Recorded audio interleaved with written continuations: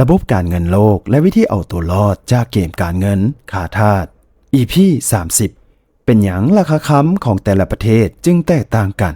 ท่านเคยลงทุนในหุ้นหรือกองทุนหรือบิตคอยน์มาก่อนบ่ถ้าท่านเคยลงทุนมาก่อนท่านก็จะเคยเห็นกราฟที่เป็นสีเขียวเวลาทรัพย์สินนั้นขึ้นและเป็นสีแดงในเวลาทรัพย์สินนั้นราคาลง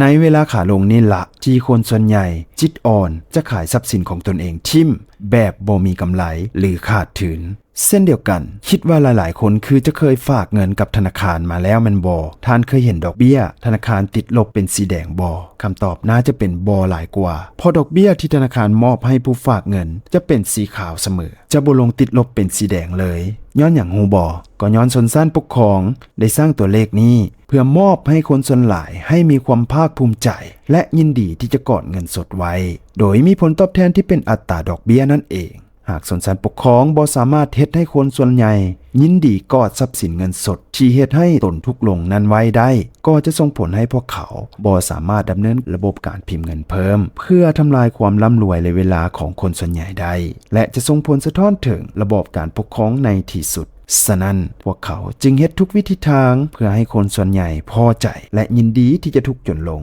กับตัวเลขและระบบที่พวกเขาสร้างไว้ให้นั่นเองท่านลองไปสังเกตเบิ่งกราฟเงินสดย้อนหลัง30 ปีของแต่ละสกุลเงินทั่วโลกท่านจะรู้ได้เลยว่าประวัติศาสตร์ของเงินเป็นขาลงเสมอมา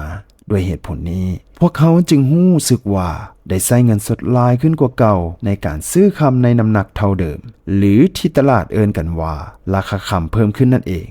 ยังมีอีกคำถามหนึ่งที่คนส่วนใหญ่มักจะถามกันว่าเป็นหยังราคาคำอยู่ประเทศนี้คือเพิ่มขึ้นสูงกว่าประเทศนั้นตัวอย่างราคาคำ1 บาทอยู่สปป.ลาวจาก3 ล้านกีบคือขึ้นมาฮอด30 ล้านกีบซึ่งเป็นตัวเลขที่เพิ่มขึ้นมาเป็น10 เท่าเลยแต่กงกันข้ามราคาคำอยู่ประเทศเพื่อนบ้านอย่างประเทศไทยจากราคาแต่ก่อน 30,000 บาทขึ้นมาเพียง 40,000 บาทในความเป็นจริงแล้วมูลค่าคำบ่ได้แตกต่างอย่างกันแต่ที่พวกเขาเห็นความแตกต่างของราคา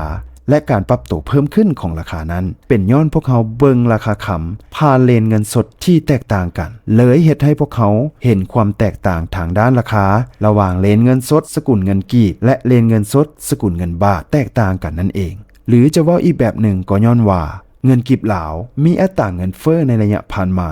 สูงกว่าอัตราเงินเฟ้อของสกุลเงินบาทไทยนั่นเองคนส่วนใหญ่คิดว่าเงินเฟ้อหลายจะเฮ็ดให้คนทุกข์จนลงซึ่งแตกต่างจากคนส่วนน้อยที่จะซอกหาช่องทางและเบิ่งเห็นหนทางรวยได้ในทุกสถานการณ์ซึ่งจะเป็นแนวใดนั้นพวกเขาจะไปติดตามนำกันใน EP ต่อไปแต่ก่อนจะไปฝากท่านกดไลค์กดแชร์กดหัวใจเพื่อเป็นกำลังใจให้ทางช่องดร. Financial Editor หรือท่านสนใจเรื่องใดเติมสามารถคอมเมนต์ไว้ใต้กล้องวิดีโอนี้ได้เลยแล้วทางแอดมินจะเข้ามาตอบให้ท่าน